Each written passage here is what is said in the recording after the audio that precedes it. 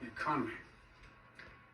But all of you have been watching what I've been watching. At this hour, our democracy is under an unprecedented assault, unlike anything we've seen in modern times. An assault on the citadel of liberty, the Capitol itself. An assault on the people's representatives and the Capitol Hill police, sworn to protect them, and the public servants who work at the heart of our republic. An assault on the rule of law like few times we've ever seen it.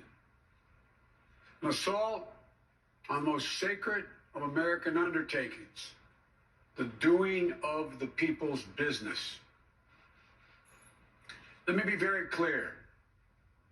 The scenes of chaos at the Capitol do not reflect a true America, do not represent who we are.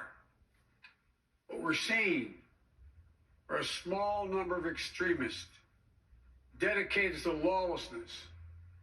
This is not dissent. It's disorder. It's chaos. It borders on sedition. And it must end now. I call on this mob to pull back and allow the work of democracy to go forward. You've heard me say before in different contexts, the words of a president matter, no matter how good or bad that president is. At their best, the words of a president can inspire. At their worst, they can incite. And therefore, I call on President Trump to go on national television now to fulfill his oath and defend the Constitution and demand an end to this siege, to storm the Capitol, to smash windows, to occupy offices, the floor of the United States Senate, rummaging through desks, on the Capitol, on the House of Representatives, threatening the safety of duly elected officials. It's not protest, it's insurrection. The world's watching.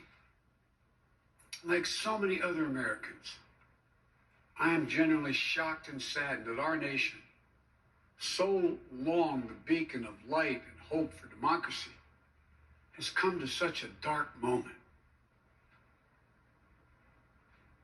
Through war and strife, America's endured much. And we will endure here, and we will prevail again, and will prevail now. The work of the moment and the work of the next 4 years must be the restoration of democracy, of decency, honor, respect, the rule of law, just plain, simple decency. The renewal of the politics. It's about solving problems, looking out for one another, not stoking the flames of hate and chaos. As I said, America's about honor, decency, respect, tolerance. That's who we are. That's who we've always been.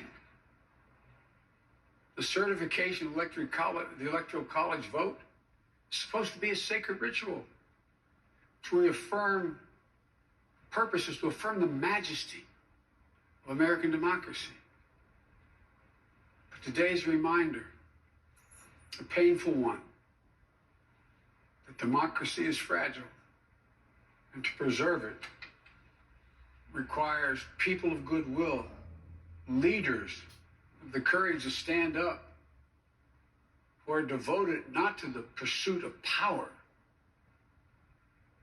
or the personal interest pursuits of their own selfish interest at any cost, but of the common good.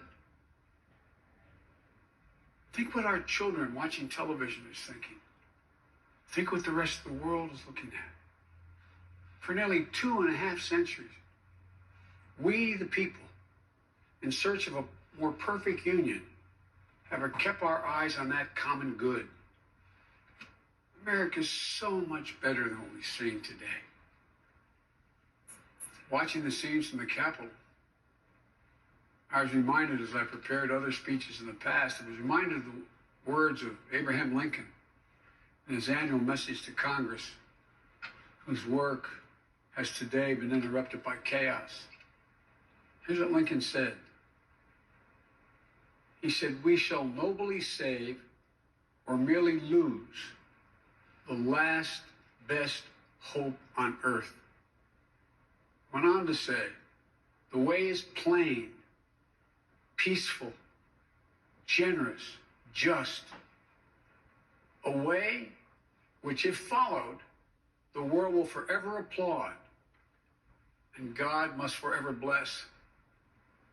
The way is plain here, too. That's who we are.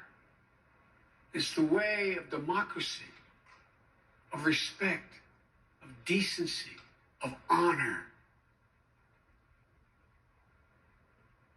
and commitment as patriots to this nation. Notwithstanding what I saw today and we're seeing today, I remain optimistic about the incredible opportunities.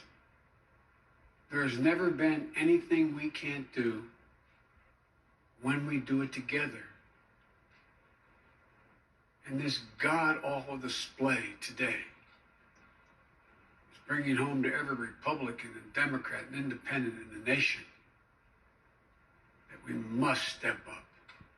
This is the United States of America. There's never, ever, ever, ever, ever been a thing we've tried to do that we've done it together. We've not been able to do it. So, President Trump, step up. May God bless America. May God protect our troops and all those folks at the Capitol who are trying to preserve order. Thank you, and I'm sorry to have kept you waiting.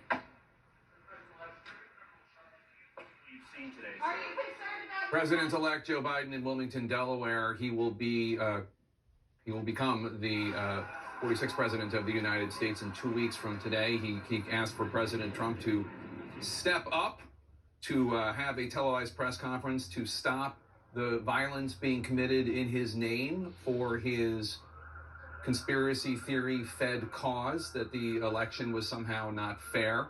I do think, Abby, as you noted when Biden said that probably will make Trump even less likely to do it, even though, of course, it is the right thing. Yeah, I was all the way in. To do the right thing in this moment.